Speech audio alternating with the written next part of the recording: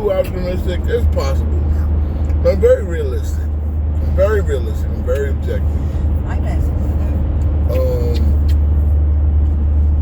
I understand more, well, as well as anybody, about this game. And one thing about me is I do this series, I refuse to be that beaten down, battered, take a bunch of shit Knicks fan who, again, the story because the Knicks go to LA and lose 2 games is that the Knicks are garbage. They can't, I'm not buying that. Again, where I started at is where I am. Where I started at where I am. The 2 games that we lost to LA were bad games. I'm not going to sit there and sugarcoat any way. Were we terrible? No. Were we good? No. Did we look like champions? No. But the idea that we have to look like champions every night, like Boston is losing right now to Minnesota. They're losing to a team. They're losing to San Antonio, a team we just beat up on. So we just beat up on 2 contenders last week. One by 22, or the last couple weeks. One by 22, one by 40. All right, we played OKC strong, and again the LA back-to-back. Notwithstanding, look, see, as I look at the schedule, we got Utah coming up next. Again, trap game. Indiana before we hit home. We play Indiana again. All right, so it's very possible that we fall in some trap game. It's also very possible. Put it this way: there's a possibility if the Knicks can win an OKC, that the Knicks win out. And see, that is that me being optimistic? No.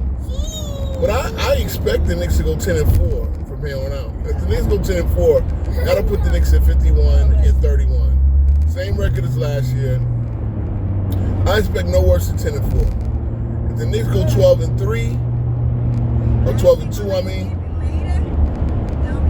the Knicks will be a 53-win team. All right.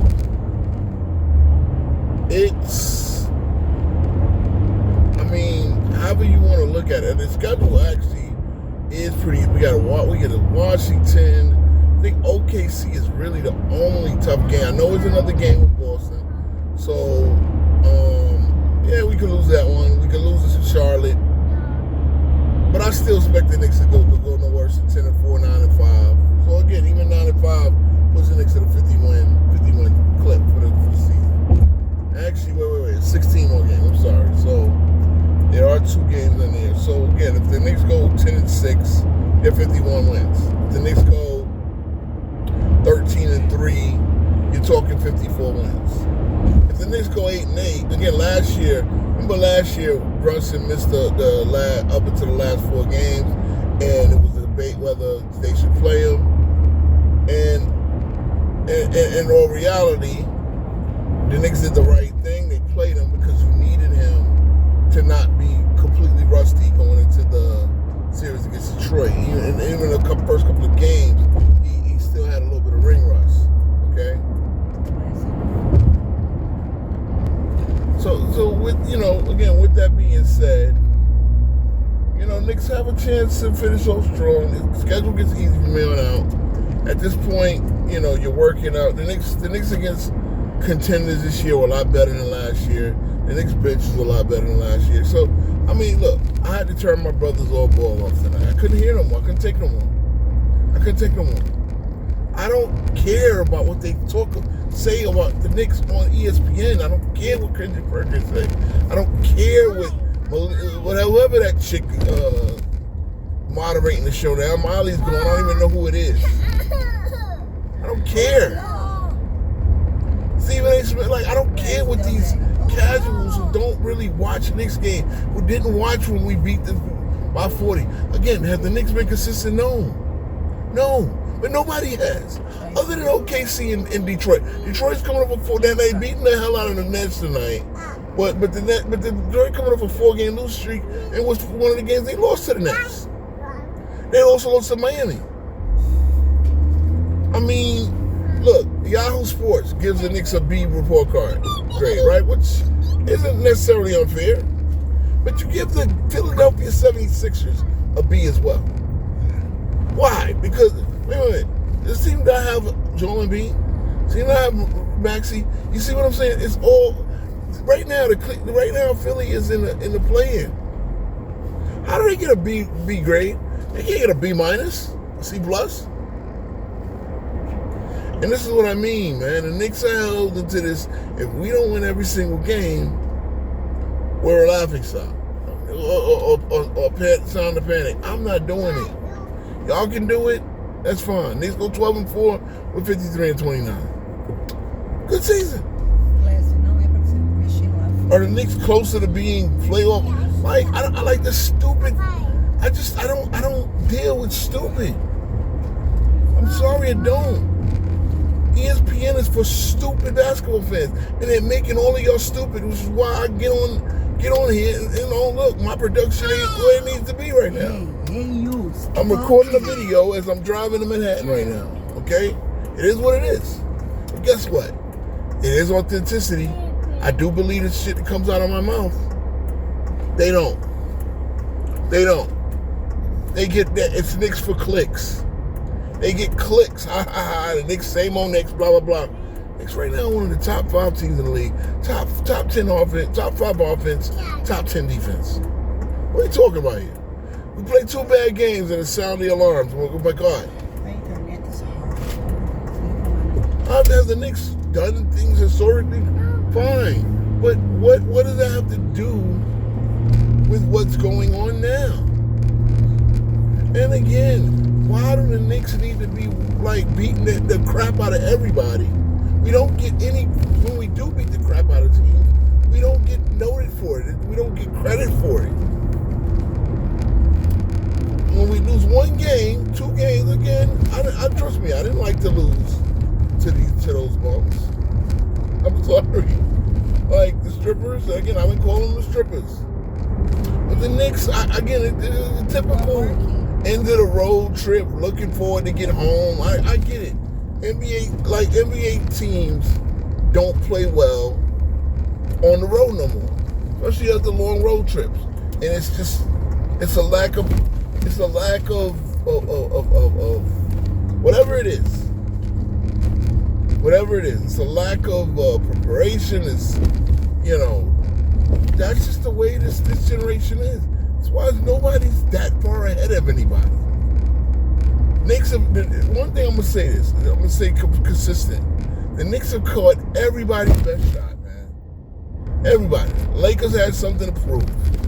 Matter of fact, considering LeBron James didn't play on Sunday, yeah, the team is trying to prove that they're a better team without him. Which they are. Clearly are. I said it, and I said what LeBron needed to do if he wanted to contribute to that team. Just play off more offense, rebound the basketball. Make more defense, rebound the basketball. Stop worrying about numbers. Can't do it. Therefore, he's not helping the team. He could help the team. He's not. He wants to play the same way he's always played. But anyway, I say, it's not about the Lakers, not about LeBron. The Knicks, we have got to, listen, we just got to go into nothing I see is going to change. You tell me if the Knicks go 7-9, it's still not going to change what I think. We would probably be, if we go 7-9, we'd probably still be around the 4th or the 5th seed at worst. Could be the 3rd seed going 7-9 for the last 16 games. There's 16 more games.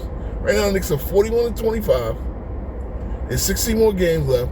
I thought we won more games too. But again, 13-3. The Knicks could be a 54-win team. I thought we'd be a 60-win team. I put right 50, so that would be 8-game difference. So they tell me that 8-game difference means that we can, when Detroit, a team that no one thought would be the one in the East that could win 60 games, Boston is losing tonight. Boston is losing to San Antonio. Okay?